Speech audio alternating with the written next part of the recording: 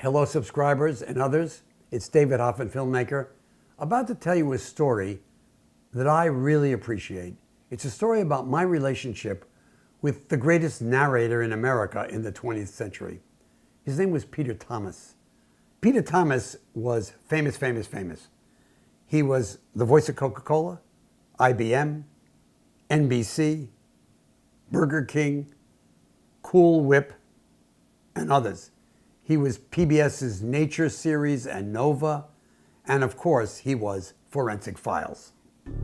In 1993, on an Indian reservation in the southwestern United States, young Navajo Indians were dying at an alarming rate. Now, I want you to think for a minute of the job of the narrator. Why is Peter Thomas so good? Many of you have written me, oh, that's Peter Thomas, Forensic Files, in my movies. Why is he so good? Well, because he sounds like an ordinary citizen, rather than a voice like this. And he speaks in a way where every word makes sense. That's because they do make sense to him. He's a great interpreter of words. And when I worked with him, I wrote the music, and he was the instrument that played it. I could talk about David Hoffman now until tomorrow and not cover everything. We started working together about 20 years ago, and I remember the one thing that struck me most about David was his intense involvement in anything that he did. Now, we had 20 commercials to do for United Technology, and we had the entire day to do it, and Dave comes out. We didn't work against film, but all he did was he sat right next to me and he started talking about how he made this film, what it meant to him, the background. And before I knew it, I was taking everything that he was giving it and putting it in my brain, and it came out of my voice. He would say, David, read me that. And I would say, okay, Peter. He was the voice of Coca-Cola, of IBM, of NBC, Burger King, and Cool Whip. Peter would go, he was the voice of, just like me, he was the voice of Coca-Cola, IBM, Burger King, and Cool Whip.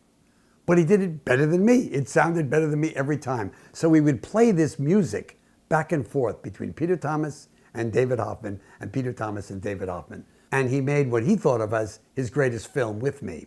It's called Reflections, and I have a piece of it on my YouTube channel, but just a little sense of Peter Thomas, Reflections. Just take a listen.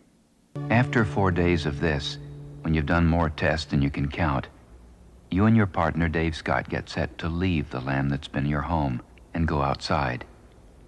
So you put on your suit, you get all ready, and then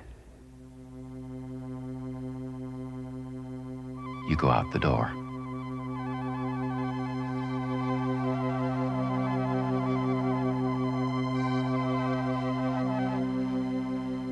The first thing you see is the sun rising over the Pacific, and it's an incredible sight. But you can't look at it for too long because you really don't have time. You've only got 40 minutes outside to do everything you have to do, so you start taking lots of photographs, like you're supposed to. Peter did so many films for me. He did this World War I film where I said the trenches were the horror of World War I. Disgusting, Peter. I have this little piece of script on the trenches made for high school seniors. Let's read it that way.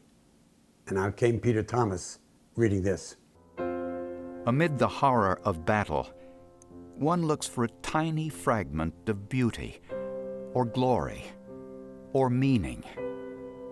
But one looks in vain for any of this in the trenches of the Western Front. Soldiers had marched into battle for thousands of years and hurled themselves at one another. But never before with the machine gun, the tank, poison gas, and heavy artillery hitting back at them. Part of the reason Peter read that with such emotion is because he had been in war. He was a World War II veteran. He had a Purple Heart. He was one of those first soldiers into the concentration camps, which he told me he never forgot, the shock of it all.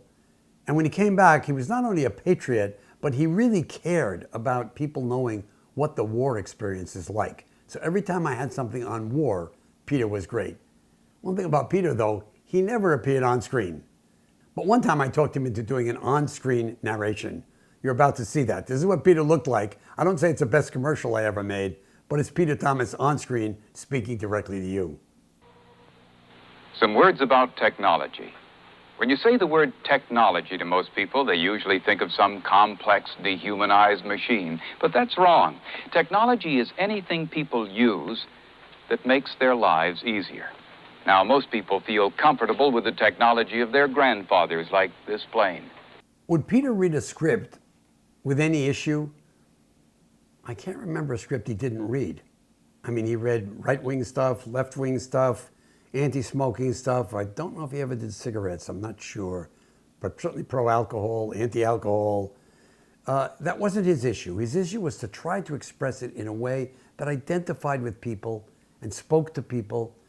And maybe that's saying something about what I'm about to say about Peter Thomas, his magnificent kindness, gentleness, and appreciation of other people.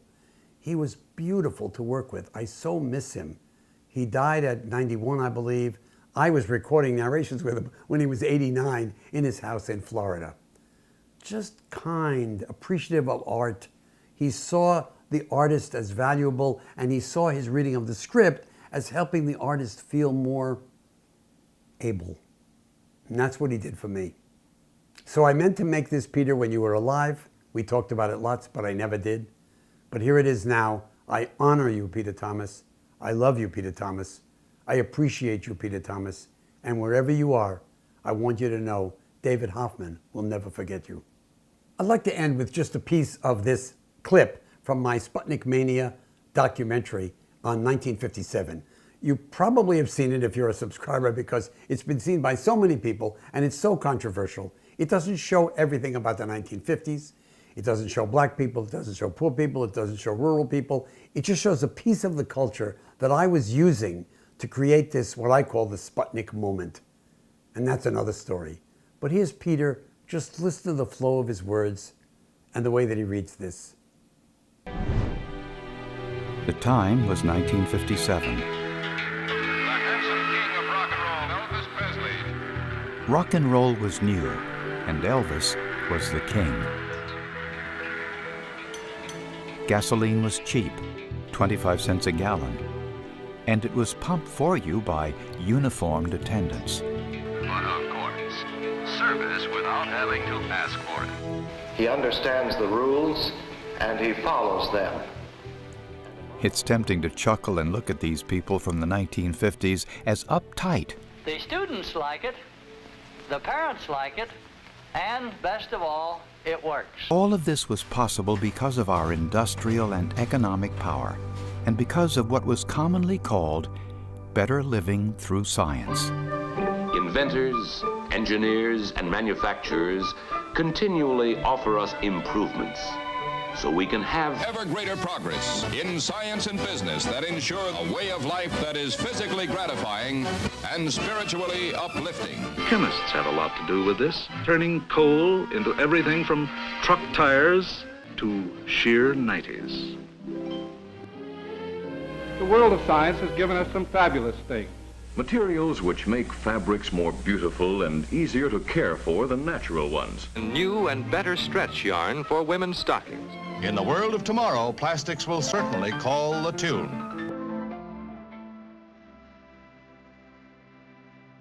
The scientist has something to offer to the public which is far, far more than gadgets and inventions. We had faith in our science and our scientists.